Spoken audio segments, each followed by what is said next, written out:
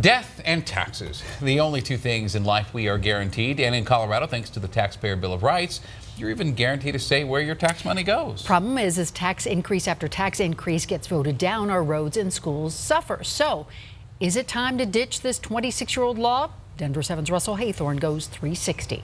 Yeah, what do you think of taxes? This guy hates them. I pay like $342 a week. This guy thinks the government is a fat cat that's gorging itself on your hard-earned money. There's another Great Depression coming, and that's because we've spent way too much. This lady thinks some of you should pay more. I am really upset that the rich are getting away with not paying their fair share. And then there's this guy who hated taxes so much, back in 1992, he convinced Colorado voters to limit the amount of tax revenue the state can keep. And it's an ongoing success. Taxes are either limited or they're unlimited. Nice to see all my loyal supporters. That guy, Douglas Bruce, was a businessman who had an idea, put a cap on the amount of tax revenue the state government can keep on a yearly basis. The idea was to perhaps lessen government. A lot of people consider him anti-government. I'm not anti-government, I'm pro-government. I haven't carried the Constitution next to my heart for 45 years because I don't like the government. Here's how TABOR works. It puts revenue caps on the amount of taxes the state can keep year to year. The equation it uses is simple. Revenue caps equal population growth plus inflation.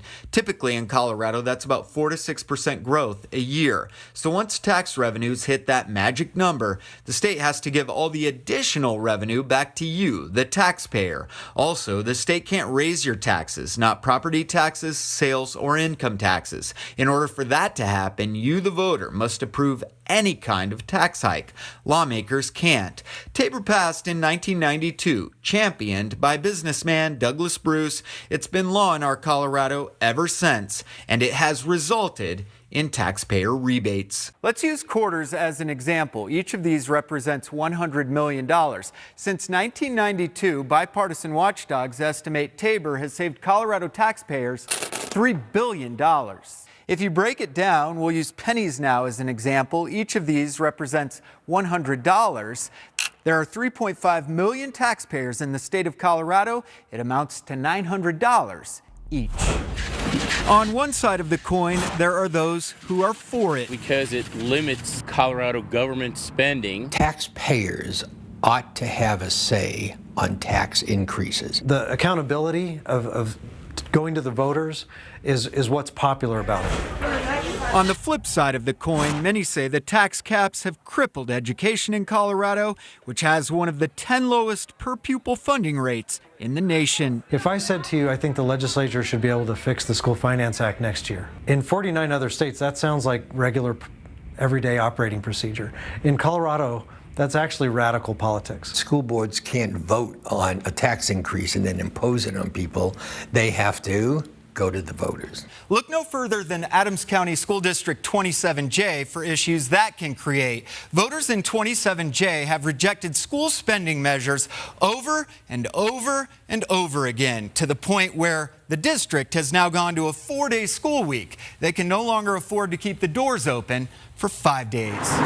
TABOR also limits the state's ability to fix or expand our roads and bridges, and many believe that has contributed to out-of-control congestion. There's a lot in Colorado, especially now with so many people coming here, that could be improved infrastructure-wise and with streets and roads and schools especially.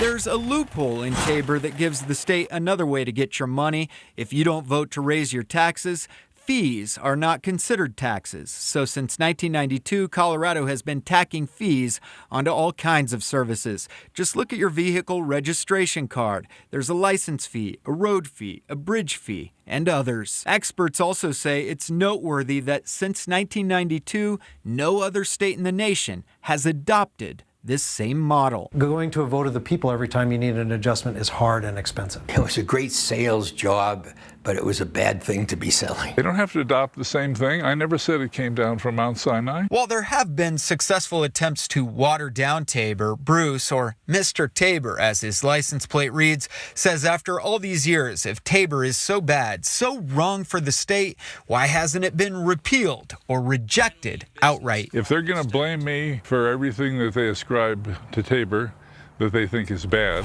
they should also credit me. Whether you're heads or tails on the issue, the debate rages on. They said, if this passes in 1992, when the Pope comes to Colorado in 1993 for World Youth Day, he will probably be assassinated because there will be no police in Denver. It needs to remain. Even the strong detractors of the Tabor law, I haven't heard very many of them say that should go away. That is literally the political debate of our time.